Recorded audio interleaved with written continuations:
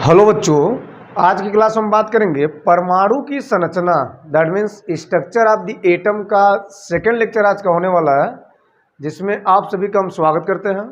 और आपको एक गंभीरता वाली बात बता दें कि इस लेक्चर का इंटरेस्ट मज़ा तब आएगा जब आप इसके पहले का लेक्चर अर्थात परमाणु की संरचना का जो लेक्चर नंबर फर्स्ट है आप उसे कवर कर लें। यानी कि जो इंट्रोडक्शन मैंने बता रखा है, जो परमाणु की संरचना का परिचय दे रखा है, आप उसे ज़रूर देखें, तब जाकर आप इस वीडियो को टच करें।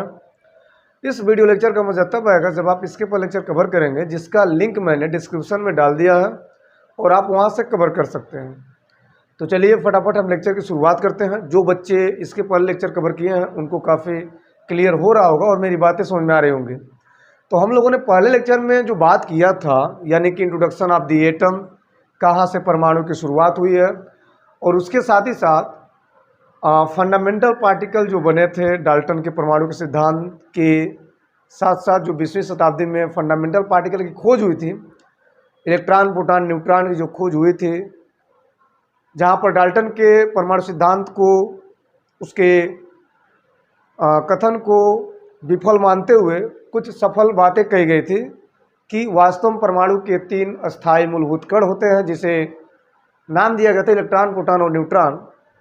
और हम लोगों ने कैथोड किरणों का अध्ययन किया था, जिसमें इलेक्ट्रॉन के बारे में कुछ जानकारियां मिली थी। तो आज के लेक्चर में क्या करना है, आज के लेक्चर में हमको वही शुरू करना है कि अगर कैथोड किरण के रूप में इलेक्ट्रॉन की खोज हुआ, यानी कि कैथोड किरण जिससे बना उसे इलेक्ट्रॉन कहा गया, तो वास्तव में आज की क्लास में हम ये जो हेडिंग लगाएं, discovery of the proton, that means positive raise, इसका मतलब क्या है। तो बड़े गंभीरता वाली बात है, विचार करने होगा कि ये सबका मानना था कि जो परमाणु होता है वो कहीं न कहीं विद्युत उदासीन होता है, यानी कि उदासीनता प्रकृति का होता है, और एक उदासीन का होना यानी उस परमाणु में नेगेटिव और पॉजिटिव दोनों का सेम होना, ये डिपेंड करता है। तो हम क्या करेंगे कि अगर हम नेगेटिव आयन की खोज कर चुके हैं, इलेक्ट्रॉन के बारे में जानकारियाँ मिल चुकी है, तो सो यहाँ पर अगर किसी का हो सकता है तो वो होगा प्रोटॉन, दैट मीन्स पॉजिटिव वाला आयन। अर्थात एक परमाणु को विद्युत उदासीन बनाए रखने के लिए हमको जितनी मात्रा में इलेक्ट्रॉन की हो सकता है, दैट मीन्स जितनी मात्रा में नेगेटिविटी की हो सकता है उतनी मात्रा में पॉजिटिविटी की हो सकता है।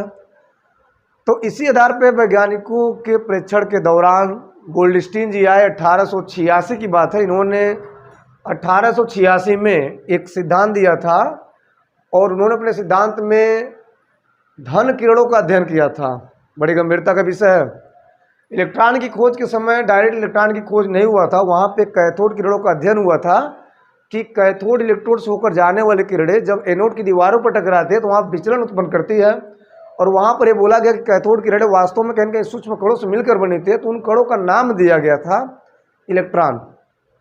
ठीक उसी प्रकार 1886 में आप लिख देता हूँ, 1886 में जो वैज्ञानिक आए थे जिनका नाम था गोल्डस्टीन आए थे। गोल्डस्टीन वैज्ञानिक ने सबसे पहले प्रेक्षण के दौरान ये बताया था, प्रेक्षण का निष्कर्ष निकाले थे विल्हेम बीन ने, लेकिन जो प्रेक्षण दिए थे उनका नाम था गोल्डस्टीन, सन 1886 में। ये बात की बात है कि 1897 में प्रोटॉन का नाम आया,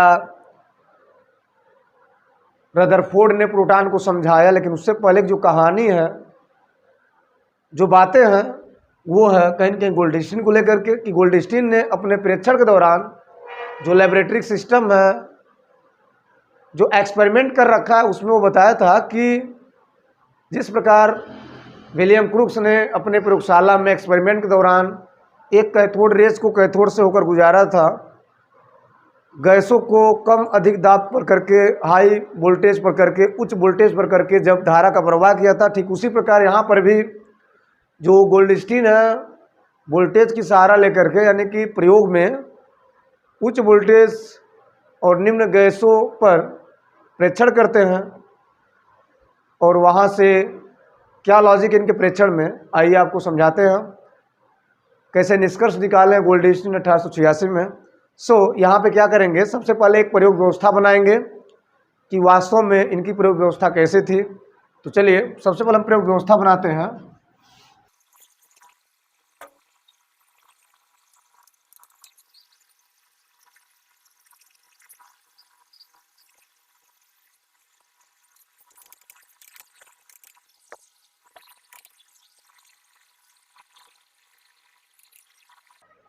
चलिए तो हम देखते हैं कि गोल्डस्टीन के द्वारा जो प्रायोगिक व्यवस्था है, यानी उन्होंने अपने एक्सपेरिमेंट के दौरान क्या किया। सबसे पहले एक विसर्ज कांच की नलिका लिया और इस विसर्ज कांच की नलिका में 2 ठो इलेक्ट्रोड, दैट मीन्स एक एनोड के रूप में और एक कैथोड के रूप में, इनको लेकर के क्या किया, वोल्टेज देना शुरू कर दिया। तो यहाँ पे लॉजिक वाली बात है कि इन्होंने जो कैथोड लिया था वो छिद्र युक्त था। क्या था? छिद्र युक्त कैथोड था।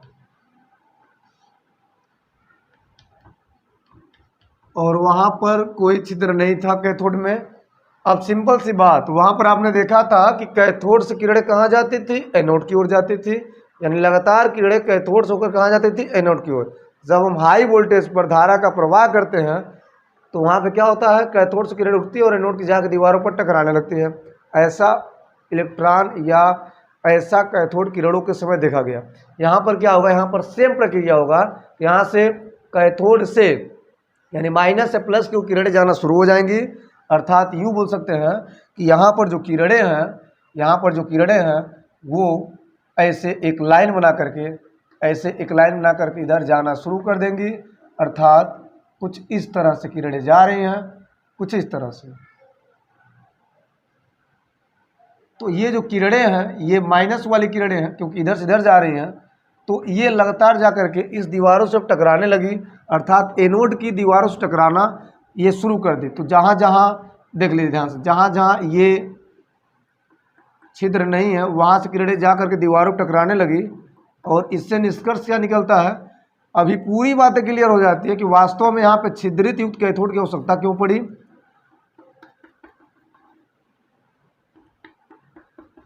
ध्यान देंगे तो मैंने क्या बोला कि लगातार इस कैथोड से होकर के जब किरणें जाना शुरू कर दें, किधर से किधर की ओर, कैथोड से एनोड की ओर, कैथोड से एनोड की ओर किरणें लगातार जाना शुरू कर दी। यानी प्रोसेस तो सेम हो रहा है, कोई लॉजिक नहीं है। यस, कोई लॉजिक नहीं है, लेकिन थोड़ा सा लॉजिक है। वो क्या है, ज़रा विचार करेंगे, ज़रा गौर करेंगे कि लॉजिक क्या है, ज़रा गौर करेंगे कि लॉजिक क्या है। तो बच्चों ये सिंपल फंडा है कि हमेशा कैथोड से एनोड पर ही जाके टकराएगा। लेकिन यहाँ पर ये किरणें इतनी ज़्यादा एक्टिव नहीं है, यहाँ पर ठहर जाए। ये किरणें इससे टकरा करके पुनः वापस जाना शुरू हो जाती है। और जब ये किरणें वापस जाना शुरू हो जाती है तो ये लगातार इसी में भ्रमित होने लगती है और आती है फिर जाती है, फिर आती है फिर जाती हैं। एक समय ऐसा था कि ये जो किरणें वापस जाती हैं, ये किरणें जब वापस जाना शुरू होती हैं तो ये किरणें चूँकि इधर से इधर होकर जा रही है तो प्लस वाली किरणें कहलाएंगी। जब किरणें इधर से इधर जा रहे हैं तो माइनस कहलाएंगी। लेकिन जैसे किरणें इधर से इधर जा रही हैं तो क्या कहलाएंगी, प्लस वाली। अर्थात ये किरणें आगे चलते हुए ये किरणें इस कैथोड के छिद्र को पार करके आगे निकल जाती हैं। मैंने क्या बोला कि जब ये नियम है कि जब कैथोड से किरणें उठेंगी तो हमेशा एनोड की ओर जाएंगी। लेकिन यहाँ पर ऐसा देखने को नहीं मिला। ऐसा हुआ लेकिन थोड़ा सा चेंजेस देखने को मिला कि जब ये किरणें स्टार्ट होती हैं, कैथोड से एनोड की ओर जाती हैं, तो पुनः इस दीवारों से, इस प्लेट से, इस धातु प्लेट से कुछ किरणें टकरा करके वापस लौटती हैं। और वो किरणें वापस लौटती हैं, वो किरणें इस गैप से, इस खाली गैप से, जितना गैप होता है इस गैप से आगे की ओर यानी विसर्जन नलिका के दीवारों पर जा करके टकराने लगती है। इतनी बातें विलियम विन या यूँ बोल सकते हैं गोल्डस्टीन ने इतनी बातें अपने परीक्षण के दौरान बोला था, इतनी बातें अपने परीक्षण के दौरान बोला था।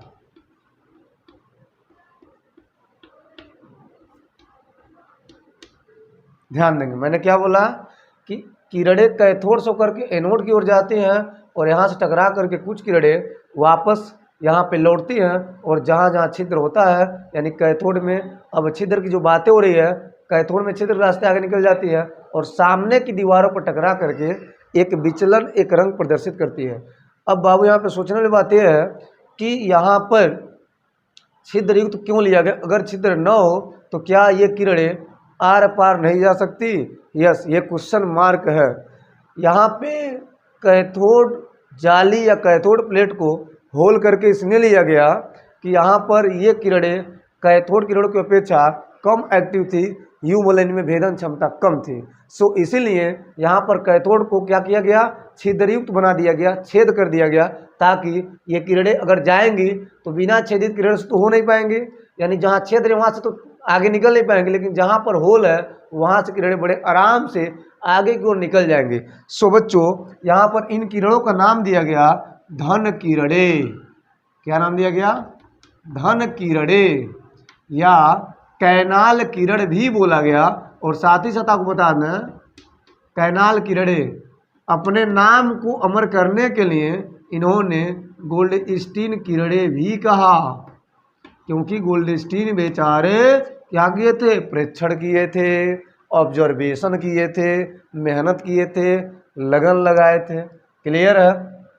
ओके, तो यहाँ पर निष्कर्ष बन के आता है। अब बात है कि 1897 में जब विल्हेम बीन नामक वैज्ञानिक ने इस प्रेक्षण को देखा तो उसने एक निष्कर्ष निकाला कि वास्तव में पहले तो किरण माइनस से प्लस की ओर चली है, ओके, और फिर से किरण टकरा करके इस दीवार से टकरा रहे थे, प्लस वाला है, और इसे टकरा करके वापस लौट रही है, किधर किधर लौट रही है? इधर माइनस होकर के, और ये फिर से छिद्र से आगे निकलते हुए, चूंकि किरणें प्लस से होके आ रही है, सो इसलिए इनको पॉजिटिव किरण बोला गया, धन किरण नाम दिया गया। तो निष्कर्ष निकाला कि ये किरणें पहले कैथोड से आती है एनोड की ओर, और एनोड की दीवारों से टकरा करके धनावेशित किरण के रूप में कन्वर्ट होती है। सो इनका नाम दिया गया धन किरणें, और नामकरण करने के लिए 1897 में आए थे जे थॉमसन। क्लियर है? ओके, तो मुझे लगता है बच्चों पूरी बातें समझ में आए होंगे। जहाँ पर दिक्कत होता है आप जरूर वीडियो को रोकें, वीडियो को पॉज करें, आपको पूरा बेस्ट तरीके से क्लियर हो जाएगा। फिलहाल हम यहाँ पे कुछ भाषा लिख देते हैं जिसे आपको एग्जाम में लिखना चाहिए। चलिए, तो मैंने जो भी भाषा समझाया है यहाँ पर मैंने लिख दिया है, बड़े आराम से आप चाहो तो यहाँ से नोट कर सकते हैं स्क्रीन से। एक एक लाइन में क्या कहा जा रहा है, जो भी प्रयोग सिस्टम, जो भी एक्सपेरिमेंट में किया गया है, जिन वैज्ञानिकों ने सहयोग दिया है उनका भी नाम है। जैसे कह रहा है कि 1886 में गोल्डस्टीन ने अपने पूरी सिस्टम व्यवस्था को बताया था। विसर्जन नलिका में गैसों कम दाब पर, बहुत कम दाब पर प्रोवाइड किया था। छिद्रयुक्त कैथोड को इलेक्ट्रोड के रूप में लिया था, और विद्युत प्रोवाइड करने पर ऐसा देखा तो उसमें किरणें उत्पन्न हुई थी। उन किरणों में देखा कि जो एनोड से कैथोड की ओर चलती है, कहाँ से? मैंने क्या बोला? एनोड से कैथोड की ओर चलती है, ऐसा उन्होंने देखा। और कैथोड छिद्र से चलकर विसर्जन नलिका की दीवारों से टकराकर चमक उत्पन्न करने लगी, और इन किरणों का नामकरण यहाँ पे 3 दे दिया गया था, धन किरणें, कैनाल किरणें या गोल्डस्टीन किरणें।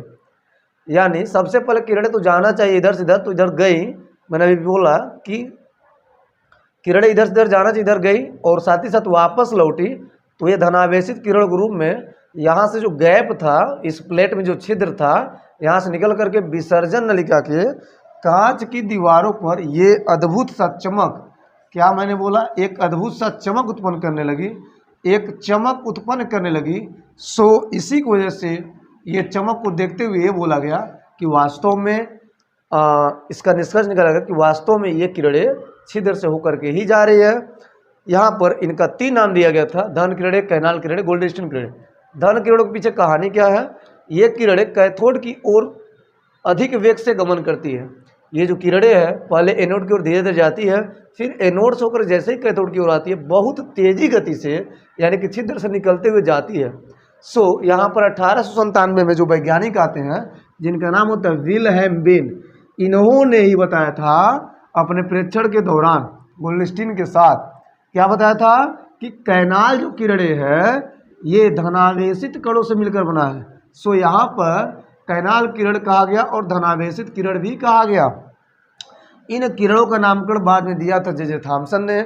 अभी वो बात की बात है कि जब हम इसका प्रॉपर्टी देखेंगे, यानी धन किरणों को जब हम गुण देखेंगे, तो वहाँ एक आपको अर्थ मिलेगा कि वास्तव में रदरफोर्ड की क्या भूमिका थी। तो कैनाल किरणों का नामकरण तो जे थॉमसन ने कर दिया, लेकिन जिससे मिल करके बना है, जो कण हैं, जो पार्टिकल हैं, जो गैस के सूक्ष्म भाग हैं, उनका नाम दिया था रदरफोर्ड ने, यानी कि जिसे हम प्रोटॉन कहते हैं। क्लियर? तो प्रोटॉन की बातें बिल्कुल बाद में है, अगर कुछ बातें पहले तो वह पॉजिटिव रेज, जैसे इलेक्ट्रॉन की बातें न करके हम क्या किए थे, कैथोड किरणों का अध्ययन किए थे। क्लियर है। ठीक उसी प्रकार प्रोटॉन की बातें न करके हम पहले क्या कर रहे हैं, पॉजिटिव रेज को समझ रहे हैं। अर्थात पॉजिटिव जो रेज बना है वह कहीं न कहीं सूक्ष्म भाग से बना है और उसी भाग को हम प्रोटॉन नाम देंगे। क्लियर। तो बच्चों यहाँ तक नोट करें, स्क्रीनशॉट लें। आगे बढ़ते हम बात करेंगे प्रॉपर्टीज ऑफ पॉजिटिव रेज। चलिए बच्चों, तो अब हम देखते हैं कि वास्तव में प्रॉपर्टी या पॉजिटिव रेज का क्या मतलब होता है। अर्थात यूँ बोल सकते हैं, जिस प्रकार आपने एक कैथोड किरणों के गुणों का अध्ययन किया था, ठीक उसी प्रकार यहाँ पे जो धन किरणें हैं, कैनाल किरणें हैं या गोल्डस्टीन किरण, इनकी प्रॉपर्टीज़ क्या है। तो सबसे पहले हम पहले की बात करेंगे। तो पहला क्या है, सेम ऐसे दिया है, पहला जैसे कैथोड में था। ये जो किरणें हैं यानी कि धन किरणें सीधी रेखाओं में गमन करती है, इसमें कोई लॉजिक नहीं है, एकदम सीधे सीधे चलती हैं। धन किरणें विद्युत व चुंबकीय क्षेत्रों की उपस्थिति में विचलन दर्शाती है, यानी कि इसमें वो घटना देखने को मिलता है जिस प्रकार आपने electric field and magnetic field को स्पष्ट किया था कि जैसे ही हम इन किरणों के सापेक्ष और इनके विपरीत आवेश को उत्पन्न करते हैं तो वो किरणें विचलित हो जाती है, यानी कि अपना रास्ता भटक जाती है। यस, तो ये बातें आपने नोट किया था। तो दूसरी बात है, तीसरी बातें क्या है, तीसरी बातें हैं कि यहाँ पर धन किरणों में भेदन क्षमता ध्यान से देखा जाए तो कैथोड किरणों की तुलना में कम होती है। और यही लॉजिक है जो मैं आपको बताना चाहता था कि वास्तव में अगर यहाँ पे छिद्रित युक्त कैथोड नहीं लिया गया होता तो वह किरणें उस पार हो ही नहीं पाती। यूँ बोले कि ये किरणें यहाँ तक आ ही नहीं पाते और यहाँ पे चमक देखने को मिलता ही नहीं। सो यहाँ पर बहुत बड़े चालाकी का काम किया था गोल्डस्टीन ने। उन्होंने जो प्लेट लिया, कैथोड की जो जाली ली, कैथोड का जो धातु प्लेट लिया, उसमें थोड़ा सा छिद्र कर दिया ताकि बड़े आराम से ये जो रेज है निकल जाए। इनकी कैपेसिटी, इनकी क्षमता, इनकी स्पीड जो थी यूँ बोलें थोड़ा सा कम था। भेदन क्षमता कम था, स्पीड नहीं, भेदन क्षमता कम था। स्पीड तो था लेकिन भेदन क्षमता कम था, यानी वो मोटी मोटी प्लेटों को छेद नहीं सकती थी, अर्थात इनको बड़े आराम से रोका जा सकता था। चौथी बात क्या है, ये भी किरणें सूक्ष्म द्रव्य कणों से मिलकर बनी होती है, यानी जैसे कि वहाँ पे था कि गैस के कणों से मिलकर बने होते हैं, छोटे छोटे पार्टिकल मिलकर के एक रेखा बनाते हैं, एक लाइन बनाते हैं, वैसे ही यहाँ पर भी है।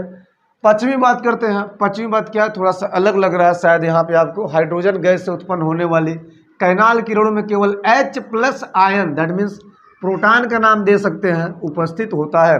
और यही रीजन है कि यहाँ पे H+ आयन के रूप में प्रोटॉन मिला और यहाँ पर प्रोटॉन का जबरदस्त नाम देखने को मिला, अर्थात H+E या यूँ बोलें उच्च विभव देने पर यह H+2E यानी कि 2 इलेक्ट्रॉनों का यूँ बोलें दान कर सकता है। तो H+ आयन बना सकता है यानी कि दान कर सकता है। तो यहाँ पर ऐसा विचलन देखने को मिला हाइड्रोजन गैस के अंतर्गत। जब हाइड्रोजन गैस लिया गया इस विसर्जन नलिका में तो यहाँ पर प्रोटॉन को देखा गया। इनका वेग कैथोड किरणों की अपेक्षा कम होता है, मिनिमम होता है, वेलोसिटी बोल सकते हैं, स्पीड बोल सकते हैं, कम होता है, जिसके वजह से ये उतना ज़्यादा एक्टिव नहीं हो पाती हैं, यानी कि इनकी एक्टिविटी थोड़ा सा कम होता है। रदरफोर्ड ने जो अब बातें कही थी, यहाँ पे पुष्टिकरण कर दिया जाए आपसे कि रदरफोर्ड ने जो बात कही थी हाइड्रोजन से प्राप्त धन किरणों के धनावेशित कणों को प्रोटॉन नाम दिया था, यानी कि इन्होंने हाइड्रोजन जो प्राप्त होने वाली किरणें थी, अर्थात ये किरणें थी, इनको उन्होंने एक शब्द दिया, एक नाम दिया जिसे हम प्रोटॉन कहते हैं। और ये कणों को बताया था कि धनावेशित कण जिससे मिलकर बनी होती है, यानी उन कणों को बोला था प्रोटॉन। एक और बात इन्होंने कहा था कि H से प्राप्त धन किरणों के लिए जो E/m का उच्चतम मान या अधिकतम मान होता है वो होता है 9.58 × 10⁴ कूलाम पर ग्राम बोल सकते हैं। तो बच्चों यहाँ पे E/m यानी कि यहाँ पे इलेक्ट्रॉन के साथ साथ यहाँ पे उसके मास के रेशियो की बात हो रही है। क्लियर है। तो मुझे लगता है कि यहाँ तक पूरी बात आपको स्पष्ट हुआ कि वास्तव में एक प्रोटॉन का एक छोटे से फंडामेंटल पार्टिकल का which is second fundamental particle, यानी कि मूलभूत कणों का दूसरा मूलभूत कण है जिसे हम प्रोटॉन कहते हैं। और इसके पहले हम लोगों ने इलेक्ट्रॉन की चर्चाएं कर रखी। सो लेक्चर को आगे बढ़ाते हुए हम अब बात करेंगे कि वास्तव में जो तीसरा है fundamental particle, that means neutron, अब उसकी आवश्यकता क्या है। लेक्चर की स्टार्टिंग मैंने अभी बताया है कि वास्तव में एक परमाणु अगर उदासीन होता है तो उदासीनता बनाए रखने के लिए इलेक्ट्रॉन के साथ साथ यानी कि यूँ बोले निगेटिव चार्ज के साथ साथ एक पॉजिटिव चार्ज का होना आवश्यक है। सो यहाँ पर मैंने क्या किया, निगेटिव के साथ साथ पॉजिटिव को ऐड कर दिया। अब बारी है कि वास्तव में न्यूट्रॉन की आवश्यकता क्यों है। सबसे बड़ा क्वेश्चन है कि सर न्यूट्रॉन की आवश्यकता क्यों है।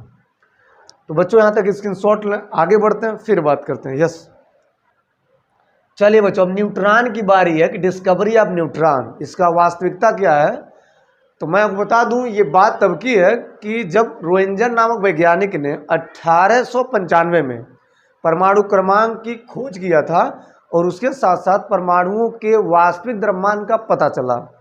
तो परमाणु क्रमांक की खोज तथा परमाणुओं के वास्तविक द्रव्यमान ज्ञात होने के बाद ये पता चला कि किसी तत्व के परमाणुओं में इलेक्ट्रॉनों और प्रोटॉनों का जो संख्या है वो उनके वास्तविक द्रव्यमान से अधिक है। तो इलेक्ट्रॉनों और प्रोटॉनों की संख्या अधिक होने के कारण वहाँ पे बैलेंस बिगड़ने लगा। सो इसी आधार पर जो रदरफोर्ड वैज्ञानिक थे उन्होंने एक सुझाव दिया था बड़े गजब का। उन्होंने ये बताया था कि अगर परमाणु को बैलेंस करना है तो उनके आवेश से केवल मतलब नहीं है, एक ऐसा कण की आवश्यकता होनी चाहिए, एक ऐसा कण होना चाहिए उसमें मौजूद जो कि उसको पूरा बैलेंस करे, दैट मीन्स उसके मास को बैलेंस करे, उसके वास्तविक द्रव्यमान को बनाए रखे। तो वास्तविक द्रव्यमान को बनाए रखने के लिए, बैलेंस करने के लिए एक अन्य कण की आवश्यकता पड़ी जो कि रदरफोर्ड ने सुझाव दिया था। और उस कण के बारे में उन्होंने बताया था कि वो कण ऐसा होना चाहिए जिसका द्रव्यमान लगभग प्रोटॉन के द्रव्यमान के बराबर हो और उस पर आवेश बिल्कुल क्या हो, जीरो। सो इसी आधार पर इस प्रोसेस को, इस प्रक्रिया को आगे बढ़ाते हुए आ गए 1932 में चैडविक, जो कि अंग्रेज के वैज्ञानिक थे, अंग्रेज वैज्ञानिक चैडविक ने, इन्होंने सबसे पहले रदरफोर्ड के सुझाव को आगे बढ़ाते हुए इन्होंने उस कण की आखिर में खोज कर निकाले और बहुत ही मेहनत के बाद, बहुत ही यूँ बोले कठिनाई और संघर्ष के बाद न्यूट्रॉन की खोज किया। बेरिलियम और बोरान जैसे नाभिक पर अल्फा कणों की बमबारी की, यानी कि अल्फा कणों का प्रहार कराया। अक्सर आपने सुना होगा। अंग्रेज वैज्ञानिक चैडविक ने 1932 में आए और बेरिलियम और बोरान पर अल्फा कणों का प्रहार कराया। उन्होंने देखा कि न्यूट्रॉन निकल रहा है, यानी कि कण निकल रहा है जिस पर आवेश क्या जीरो है। न्यूट्रॉन का भार हाइड्रोजन के बराबर, यानी हाइड्रोजन मतलब प्रोटॉन के बराबर, कुछ ऐसा आप लिख सकते हो। न्यूट्रॉन पर कोई आवेश नहीं होता, अर्थात न्यूट्रॉन विद्युत उदासीन होता है। फाइनली बच्चों, इन्होंने न्यूट्रॉन की खोज कर निकाली। अगर मैं आपको समझाना चाहता हूं तो मैं आपको बताना चाहता हूं कि वास्तव में इन्होंने क्या किया। इन्होंने सबसे पहले क्या किया, बेरिलियम लिया, ठीक है, और यहाँ पर क्या किया, अल्फा कण, दैट मीन्स हीलियम के नाभिक से निकाला था अल्फा कण। ये अल्फा कण है, क्लियर है। और यहाँ पर वास्तव में क्या हुआ, यहाँ पर ये 4 दूना 8 लगभग 9 और ये 2 दूना 4, क्लियर। तो इनको ऐड करेंगे तो लगभग 13 और आप एक घटाओगे तो 12 बचेगा। तो 12 का जो एटॉमिक जो क्या बोलते हैं वेट होता है वो कार्बन का होता है 6 नंबर वाला। तो 12 और यहाँ पे न्यूट्रॉन निकल गया बड़े आराम से, ये 0 1 करके। तो बच्चों यही होता है न्यूट्रॉन। क्या होता है, न्यूट्रॉन, जिस पर ध्यान से देखा जाए तो आवेश 0 है और परमाणु भार लगभग द्रव्यमान, जो इसका परमाणु द्रव्यमान है वो लगभग हाइड्रोजन के द्रव्यमान के बराबर है, क्लियर। तो इस प्रकार से इन्होंने ऐसे एक इक्वेशन देकर के, ऐसे एक व्यवस्था देकर के समझाया था कि वास्तव में जब हीलियम नाभिक से अल्फा कण निकलते हैं और बेरिलियम पर इनका प्रहार कराया जाता है तो वहाँ पर बड़े आराम से न्यूट्रॉन की उत्पत्ति होती है। इसके अलावा जो बोरान की बातें कही थी, बोरान दैट मीन्स बोरान को ऐसे लिख सकते हो, लगभग वाट यहाँ पे 5 दूना 10 और ये हीलियम यानी कि 2 दूना 4। तो इसका क्या बनेगा, सेम ऐसे दोनों एक ही चीज़ें हैं। तो यहाँ पर 10 4 14, एक घटाएंगे तो यहाँ पर हो जाएगा ये 1 0 ये रहेगा और 14 यानी कि नाइट्रोजन, दैट मीन्स यहाँ पे 7 नंबर नाइट्रोजन होता है। सो यहाँ पे 13 कर सकते हैं, क्लियर है। ओके, इतनी बातें क्लियर है। तो इस प्रकार से इन्होंने क्या किया था, इस प्रकार से इन्होंने न्यूट्रॉन की उत्पत्ति कराई, न्यूट्रॉन की खोज किया। और बड़े ही गजब की बात है कि यहाँ पर तीनों फंडामेंटल पार्टिकल आज की क्लास में क्लियर होते हैं। चलिए थोड़ा सा मैं आपको यहाँ पर स्क्रीन के माध्यम से मैं न्यूट्रॉन की विशेषताएं दे देता हूँ, जहाँ से आप स्क्रीनशॉट ले लेंगे या नोट कर लेंगे। Yes yes. तो आज लेक्चर हम समाप्त करते हैं।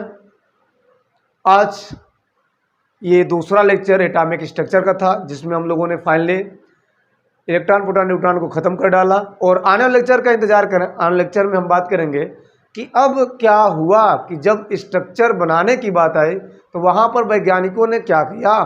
वैज्ञानिकों ने अपना अलग अलग मॉडल दिया, जिसे हम एटॉमिक मॉडल कहते हैं। दैट मीन्स परमाणु की संरचना कहते हैं, परमाणु का थियरी कहते हैं, परमाणु को दर्शाने के लिए व्यवस्था कहते हैं। तो वो क्या है, आने लेक्चर में बात करेंगे। Atomic models, atomic theory. Yes.